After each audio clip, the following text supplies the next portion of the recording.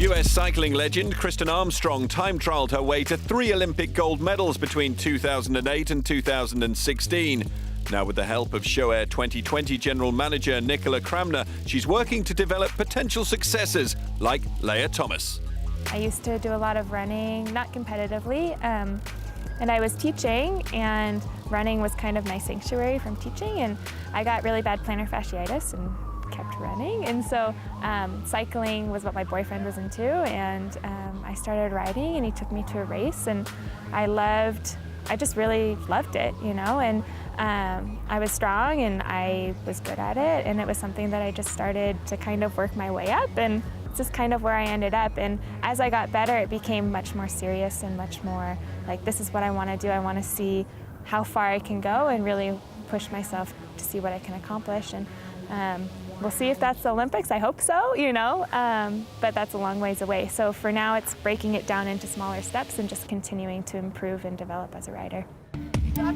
Joined forces with Nicola in 2010, and I've continually supported the team in a number of ways. And I was at the point of wanting to retire, and I'm like, you know, I would love to mix juniors and people who want to become national and world champions and Olympic champions. And I want to merge them together because they would be great mentors for our juniors. And so Nicola and I kind of merged together. I directed in 2010, pregnant, and then came back to the sport. And when I came to the sport, I needed an environment that was really welcoming to my family, because not a lot of teams or any teams would like their rider's baby to be traveling with them, let alone their husband. And so our team was very open to that. And so that's how I continued my involvement. I'm really, you know, excited to play the role I'm playing, and I do it out of passion. I don't have a coaching business. I do it because I care, and when I see potential in somebody, I want to definitely help them out. So the idea with the team is kind of to get riders who have potential and kind of get them in the scene and give them the set of skills and develop them to be able to be contenders for that next Olympics. So obviously the next Olympic cycle would be 2020, hence our name, Sho-Air 2020. And the idea isn't that you stay with the team necessarily for 4 years, but that you get the results to be launched to a bigger team and accomplish those big goals. Kristin is just the epitome of awesome. I got a race with her last year, and it was my first year as a professional athlete, so to have somebody who had that much experience on the team and just such a knowledge of, especially the discipline of time trialing, was really special. And now that she's retired, she still plays a really important role and is always there to give advice and to bounce off questions, whether it be pacing strategy or what equipment I should be using with my TT bike. So it's definitely a great resource to have.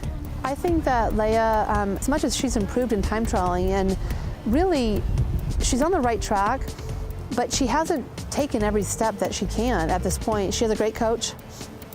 She's very analytical. She takes things very seriously. We've worked on her position. But have we really dived in? Has she been to the wind tunnel? No.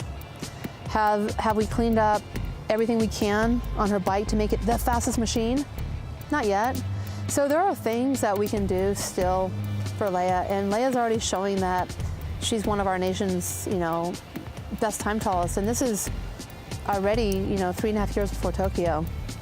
So I think that, you know, Leah is one of those athletes that, because of her age, she's bringing a different maturity level to the game. And I think the maturity level also comes with stability, which also comes with confidence, which I think that in the sport of time trialing is very important.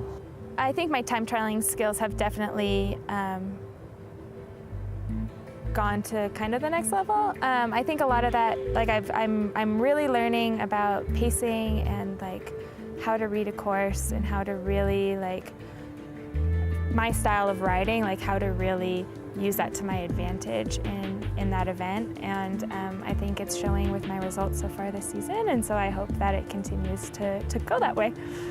In order to be a successful time trialist, I think you have to be able to have a strong mind. So there's a lot of talk that happens in your mind. There's a lot of self-talk. There's a lot of talk that can become negative. And there's a lot of athletes that once the negativity comes, their day's over. When I came back for Rio, everyone's like, you're over 40. Like, your aerobic capacity is declining.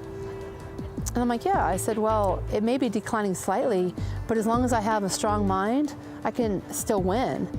I want people to put things in perspective and, treat their bodies well. And yeah, you have to be 100% there in order to be your best. And if you can't be your best, then you might as well just take a day off.